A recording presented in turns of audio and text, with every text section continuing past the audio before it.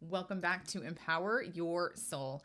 I went to a few practice sessions last night, Ever the student over here, and I received very similar messages from Spirit across two different people in two different practice circles last night. And I want to talk about what they said because they were talking about what Spirit's perspective is in mediumship readings. So here we go. We're going to talk about what does Spirit get out of working with us in the spirit world. And before I go into the weeds of that entire dialogue, I wanted to take a moment to introduce you to my dead bell. I know that you've been hearing this thing ding over and over again in the background of these podcasts, maybe in my social media videos. This is a dead bell. It essentially looks like a bellhop bell and or a restaurant bell. And it is a paranormal device that essentially you charge because Spirit needs electricity to work. You charge this device and Spirit will come through and just ring the bell on its own. So whenever you hear, I'm going to press it myself, that ding in the background, and apologies if that's really loud, that is Spirit coming through. And I've taken this as a confirmation, a sign of yes, a mic drop from Spirit, letting me know to pay attention and or this is a really important thing and they agree with it. So I'm going to turn it on now. Ding. And so let's do that. And if you are interested in this incredible bell, I'll put a link, an affiliate link out on the show notes today. It's the best thing ever. Okay. Like it was cracking me up last night. I actually love reading with it. Although, I don't think all of my clients, I'm going to say it that way, all of my people are ready for it. Ding. So that was unprompted by me. That was from Spirit. So, but all of you, I know, absolutely love this thing. And last night in a reading I gave somebody, Spirit was literally just hitting the bell the whole time. And I was like, this guy loves this bell. And he just kept dinging it and dinging it and dinging it. And, the person I was reading, she ended up having paranormal devices too. So it was really cool. So that is my dead bell. It is wicked freaking cool. I got it on ghoststop.com. Again, I'll put the link, my affiliate link in the show notes because it is amazing. I'm obsessed with this. Okay. So back to the topic at hand. Thank you, Spirit. Oh, goodness. It's like a train today. Back to the topic at hand. Oh, my goodness. What does Spirit get out of working with us in this metaphysical world? So I'm talking mediumship, I'm talking ancestral healing, I'm talking soul alignment or Akashic Records readings, and general healing of us as souls. And the two messages I received last night are, and I'm going to go back to my notes that I had from yesterday, are that like it's a pleasure to work with us. And I really wanted to hone in and go really deep on what does that mean? Like, what does that really mean and entail? And I want to dissect it. So I'm going to ask my departed loved ones to join me for this reading today and to help me maybe interview them a little bit and get their perspective on this topic as I go through my quick chicken scratch of what I want to cover today. So first of all, I do want to say that my perspective in general has always been that Spirit does not need to do this. Okay. They've pretty much showed up every single reading I've ever had, which is interesting unto itself. But they have all the time in the world because time doesn't exist in the universe. They have all the space in the world so they can be anywhere at any time. So I know that participating in readings, thank you, Spirit, is of no burden to them. And so I do want to start with that because I think it's really important to call that out because I have a lot of clients that come to me saying, I don't want to bother them. They're probably busy in the spirit world. Okay, chill it down. I'm going to turn the sensitivity down a little bit. They are here because they are always around and you can't stop me. I heard them say.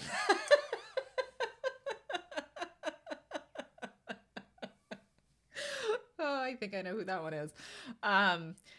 But it is of no burden to them to participate in these activities. So when I say it's of no burden, I agree. Like, I don't want to bother them either. But at the same time, I think that it's at least neutral, if not positive, for them to participate with us. So let's go into that because again, they can be anywhere at any time. They have no time. They have unlimited energy. They're like vampires on the other side. So it makes sense that they're like probably maybe, I don't know, bored. We'll get that. We'll get to that and want to come and join and help us. Probably bored is not the right word here, but I do want to highlight the lack of a burden here. So let's start with mediumship readings because I think this is a really cool space. And then I want to go into ancestral readings or healing your soul, healing your path, etc. Because I think that they truly enjoy overall being of service to us here in the physical world in the way that, you know, grandparents love helping toddlers out. It's kind of my perspective with this because I think that they do want to help us. They do want to help us grow and move through our burdens, move through our patterns that don't serve us. And I truly think that we are all one team that is trying to help each other grow, become our best selves, and learn our soul's lessons as soon as possible. And so, from my perspective, I truly would agree that they would enjoy being of service and helping us evolve our soul and overcome obstacles here in the physical world. Now, that being said, what do they get out of it? Right? And it was really interesting to receive 2 of these readings last night that gave a little bit of that perspective that they do truly enjoy working with us. They do truly enjoy the puzzle that is mediumship on their end, because if you think about it from their perspective, and they're showing me in my head, they essentially have to kind of reach through this veil and connect with us in the physical world, which is something that not all spirits or souls have the opportunity to do. This is a challenge for them. They have to learn the language just as much as we learn the language. And I know that everyone says spirit is unlimited in knowledge and they know all and they see all. But I don't know if I've always agreed with that, because if we know all and see all, wouldn't we already know all of our soul's lessons? Why the heck are we here learning and growing?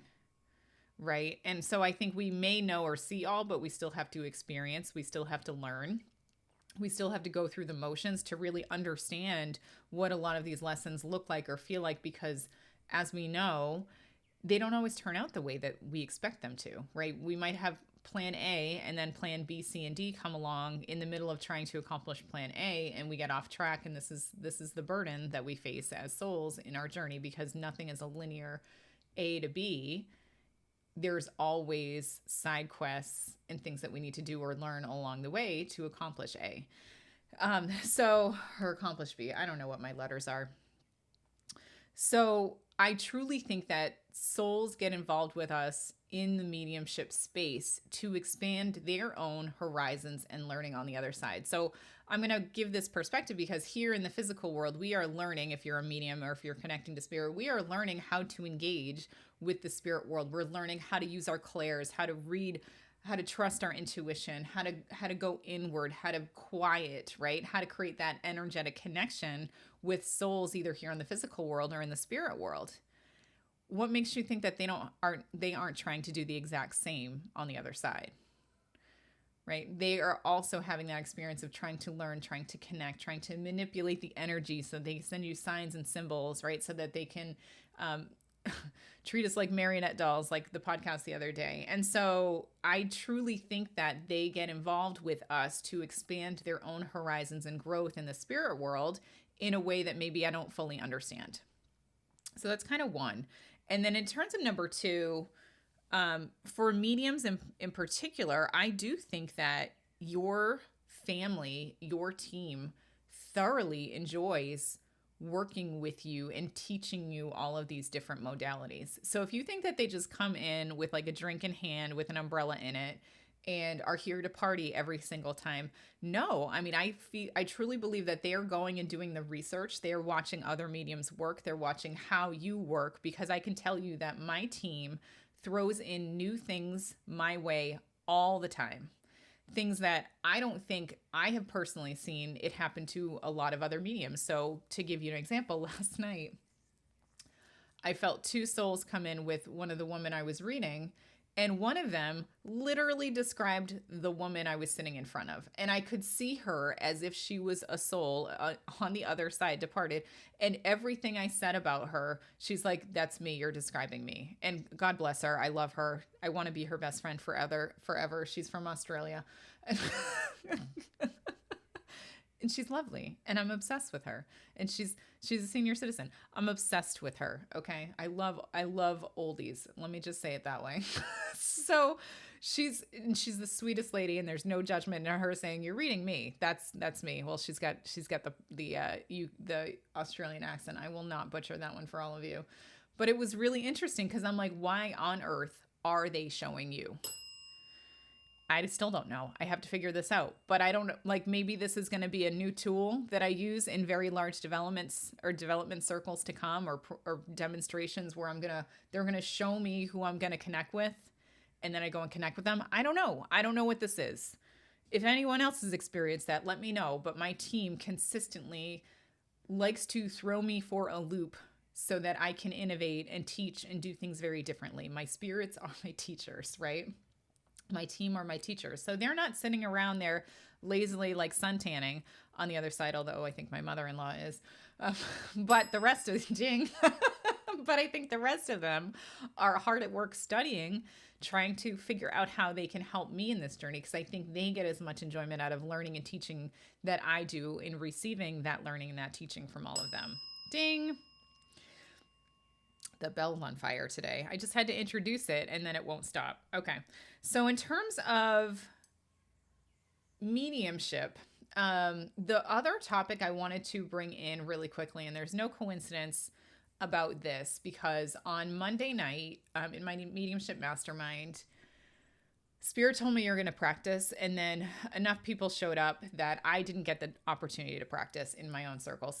I love to practice with my students in my mediumship mastermind circle. Sometimes the numbers are even and I don't need to practice, right? But Spirit told me in advance that I'm going to practice. So I'm sitting there just waiting in the main lobby of Zoom and seeing if anyone is going to hop on maybe late or anything like that. No one did. And then Spirit was like knocking on my head, and they're like, so are you going to practice? And I said, fine. Okay. So I'll pull in random spirits and read them, even though there's no validation. I don't know who these souls are, etc. Okay. And I'm working as ever on names, hoping I'm really close on that. And I pull in an Uncle Fabian. I pull in a friend, Joey, and I pull in a Grandma, Lucy. Okay. And it wasn't obviously an in-depth reading because I didn't have a sitter. So I was mainly working on the evidence of the things that are coming in. What am I getting? Trying to get very specific evidence. And so I kind of call this the revolving door exercise, where I will just bring spirits that I don't know in, and I will read them, even though I can't really validate anything that they're telling me in the moment, but it might come through later on. Now, here is where Spirit answered that for me last night in my reading, because one of the women that read me in a practice circle, mind you, told me that there are spirits that work with me that don't know me and can't be placed. And they love working with me and coming to me because they don't have another outlet to practice mediumship, because their loved ones here in the physical world are not into mediumship. They don't believe in it. So you have these souls on the other side that are unable to connect via mediumship to their departed loved ones. And she's like, they're a little sad about that. They really wish they could have the connection that you have with your family and your departed loved ones. And so when we're pulling in these randos, as I call them, the random souls that cannot be discerned or assigned to anyone that I know, they love working with us because they wouldn't have the opportunity to otherwise.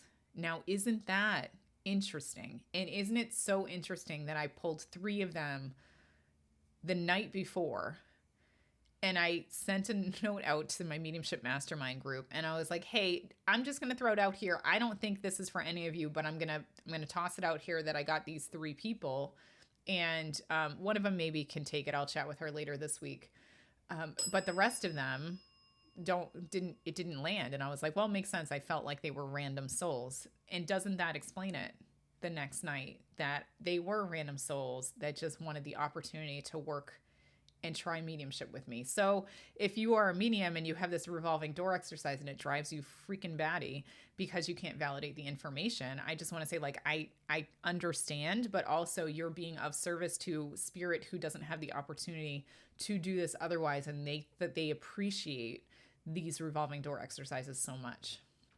So isn't that so cool? I loved it. Spirit never ever ceases to surprise me or amaze me in any of these things. Um, okay, so the other thing that I wanted to go through is the ancestral or soul work that we do as souls. So I know for a fact my mother is going to come back to haunt me, for example. Okay. I talk about her every episode. I'm so sorry. She is going to haunt me though. Because I constantly give her shit on this podcast and everywhere else, right? I'm going to be honest with you. My grandmothers, I'm going to say it. I'm saying they're both kind of bitches, right? Like the narcissism in my family did not originate with my mother. It went back on both sides of my family, right? So when we're talking about ancestral healing, it's always really interesting to me because I come from this long line of not the most stable of women, and who were not motherly and did not necessarily care about anyone but themselves or what other people thought of them. Okay, so there we go. Ding, accurate is what they're telling me in my head. And so when everyone tells me to connect to my grandmother, I just start laughing and I'm like, no offense, like Archangel Gabriel is my guide, right? Like I don't need that. No offense, I'm not going to choose my toxic grandmother over Archangel Gabriel. Like, it's just not going to happen. I'm sorry, it's not. So that cracks me up. But it's so interesting to me doing this ancestral healing and doing this work, excuse me, because here's where I'm going to get into like a little bit of a flaw about me, and I have many. I'm not afraid to say that. Is that when I was doing my healing, I felt like I had to separate who I was and my healing journey from my ancestors because I needed to draw the line, create a giant boundary between me and the toxic energy of my family and my lineage because I was no longer going to continue their patterns, their behaviors, their beliefs, because I did not want to hand it down to my kids. So if you heard the readings that I got on the very beginning of my metaphysical journey, or even before I found out I was a medium, the words the mediums or these practitioners would use would you built a wall. You protected your family. You've cut them off. And so even the verbiage that I received in this readings echoed the sentiment that I felt about I'm not engaging with them or their energy anymore. Now, coming into this work, and coming into like knowing Rachel, the good witch of the Northeast, as this ancestral healer, I'm slowly, this is my own distrust, coming to the conclusion that it doesn't need to be the way that I did it. Now, in the way that I did it, I'm proud of myself in doing it. I know it wasn't easy to essentially rebuild my foundation all by myself, erase all of the family lines and kind of like pull out all of these cords with the lineage and say, no more, take it back. And so I essentially, in my solitude, you think they said, built and healed myself so that I could be my best self, right? So that I could fully trust myself and be independent in my own healing and growth and get to essentially where I am today, which is why I have the Strength Tarot card tattooed on my left thigh, is because I needed that inner strength to do this myself and to not lean on systems that I knew that were toxic, that were going to be detrimental to my healing. Enter ancestral healing, right? Which is really interesting because knowing what I know now and being able to connect as a medium, I connect to departed loved ones all the time that made bad decisions, that were not good people, that were toxic, that were narcissistic. And they always come through with apologies. They always come through of, I didn't know any better. I did the best with what I could. Enter other podcast I talked about recently as well, correct? And so I'm now coming from that perspective of their owning their journey and how that impacted you. But what I never considered is how much they want to help you on your journey. And I think this is the recent revelation. Like, I think I knew it, but I think I pushed it away because of my own history and bias, right? That they are there to help you grow and change and evolve. And a lot of what we do when we look at ancestral healing is we look back and we shun them, right? And we say, no more. I don't want to be a part of you. I mean, I know metaphysical practitioners that still won't talk to their departed family that's really toxic. I mean, honest to God, present company included, right? Up until recently. And so they want nothing to do with these lineages. And I'm here to tell you who they were in this life. And I've said this to clients myself over and over again, who they were in this life and not who they were as souls, who they are as souls. And I want you to know that those souls, a lot of them come through because they're ashamed of who they were and what they were in this lifetime. They take responsibility for it. They understand, that was a life path. Absolutely. But they're more ashamed of the impact it made on you and made it your soul's journey more difficult than it needed to be. And so in order to, I'm going to say, quote unquote, right wrongs. And again, I don't think there's any accidents. So this is my weird gray space of we walk in knowing what's going to happen, but also they still want to help you knowing what happened. I'm sorry, it's a mess. I'm constantly like going against myself with a lot of these things, but either way, they probably know that you are going to overcome the toxicity and the behaviors that you come from, much like myself. And they just want to step in and help me do that because they know I'm going to be able to do that. And they want to be able to help me as much as they can, given that they caused some of that pain that I'm about to overcome. And so they know their faults, they know their failures, they know what journey you're on, and they want to help right again some of those wrongs that they've instilled or placed on you, either directly or indirectly, either consciously or subconsciously, because they do come from loving energy, helpful energy, and they do want what's best for you at the end of the day, right? Their souls do. And isn't that just interesting? And so I don't think that we need to draw the line of us versus them in this ancestral healing space. And I think that our ancestors are rooting us on in this journey of becoming and improving the family line. Now, enter this really interesting reading I did the other day. I was waiting for Spirit to draw. They dropped it in earlier and I was waiting for them to bring it back. Enter this really odd reading I had the other day with somebody.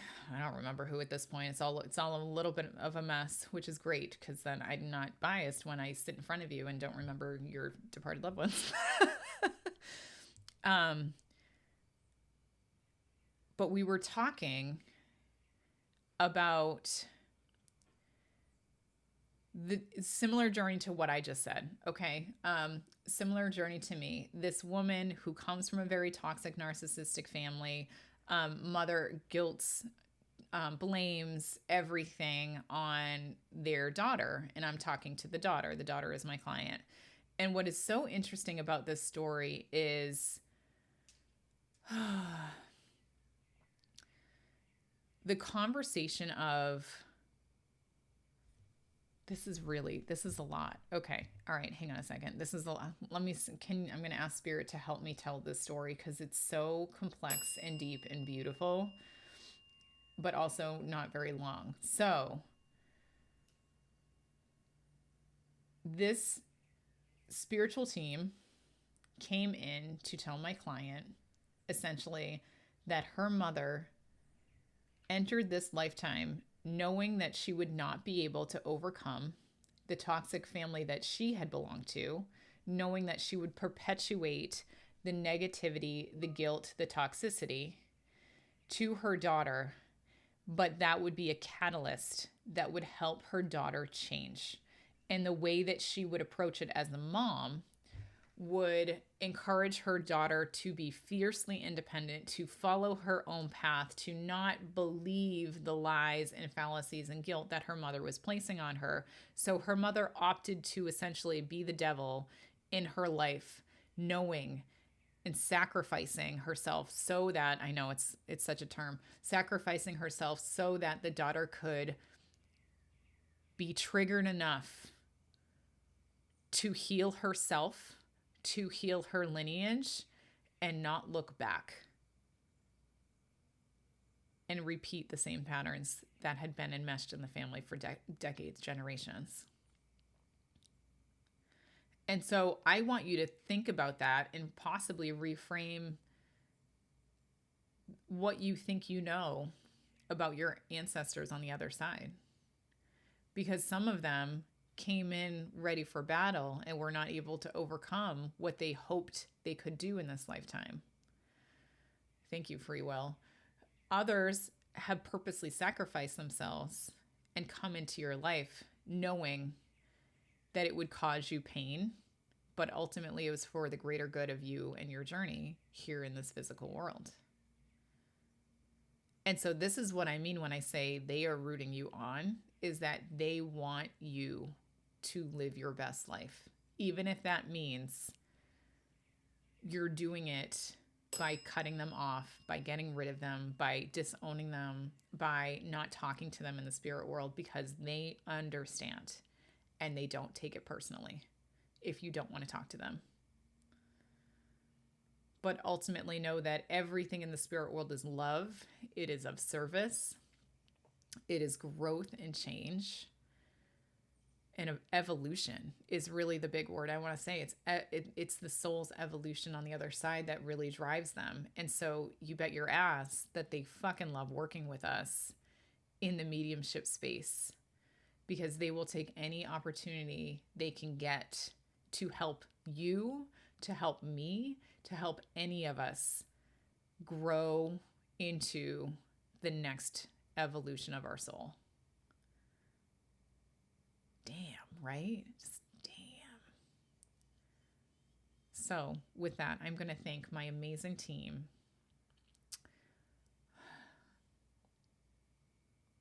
My departed loved ones, my ancestors, my guides, for literally always being there.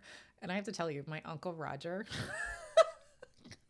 he's just given up showing up the way that he was in the physical world.